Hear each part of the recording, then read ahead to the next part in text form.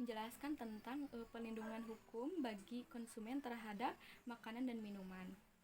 Dalam Undang-Undang Perlindungan Konsumen, hal ini tercantum dalam pasal 18, barang-barang yang termasuk dalam pasal 204 dan 205 KUH pidana tersebut misalnya makanan, minuman, alat-alat tulis, bedak, cat bibir, dan sebagainya.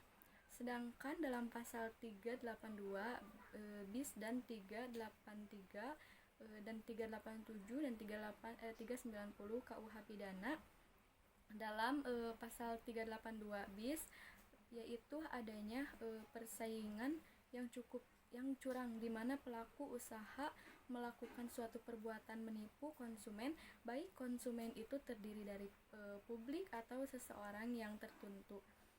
Perbuatan itu dilakukan untuk menarik suatu keuntungan di dalam perdagangan yang dapat menimbulkan kerugian bagi pelaku usaha lainnya.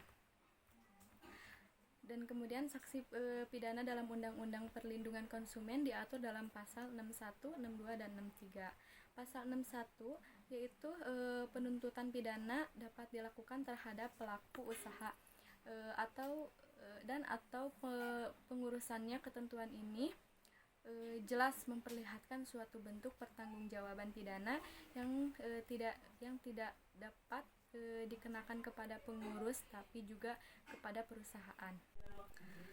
Kemudian ada pasal 62 yang pertama yaitu pelaku usaha yang melanggar ketentuan sebagaimana dimaksud dalam pasal 8, pasal 9, pasal 10, pasal 13, ayat 2, pasal 15, pasal 17, ayat 1, huruf A, huruf B, huruf C, huruf E, ayat 2, dan pasal 18 dipidana dengan pidana penjara paling lama 5 tahun atau pidana denda paling banyak 2 miliar.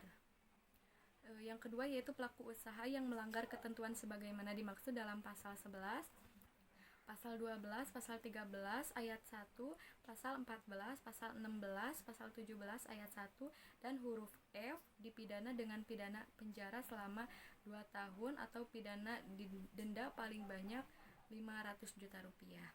Yang ketiga yaitu terhadap pelanggaran yang mengakibatkan luka berat, sakit berat, cacat tatap atau kematian, diberikan ketentuan pidana yang berlaku ketentuan pasal 62.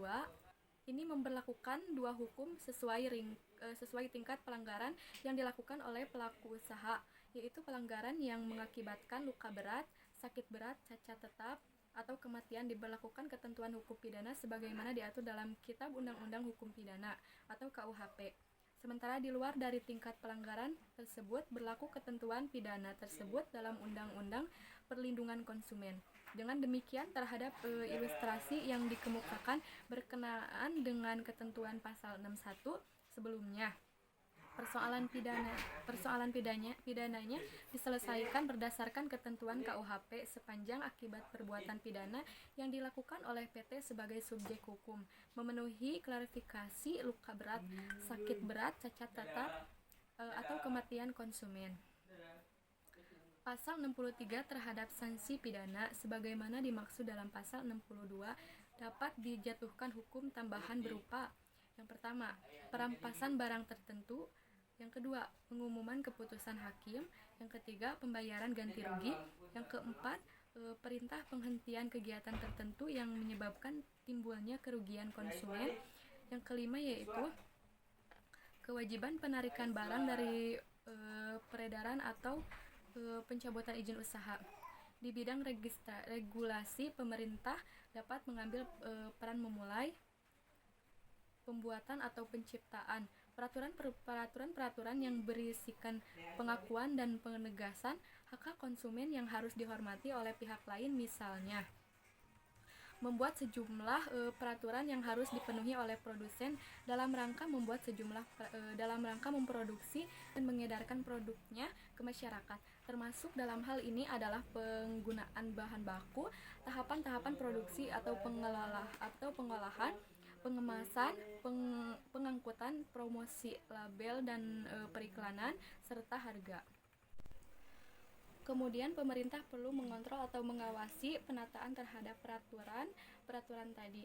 Sekedar membuat peraturan tanpa mengawasi pelaksanaannya di lapangan tidaklah bermanfaat banyak. Justru yang paling penting itu adalah bagaimana produsen mentaati peraturan tersebut dalam usahanya memproduksi dan mengedarkan produknya.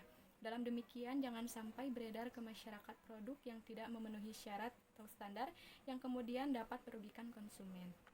Mungkin hanya itu saja yang dapat saya sampaikan, dan terima kasih buat teman-teman yang sudah menonton. Assalamualaikum warahmatullahi wabarakatuh.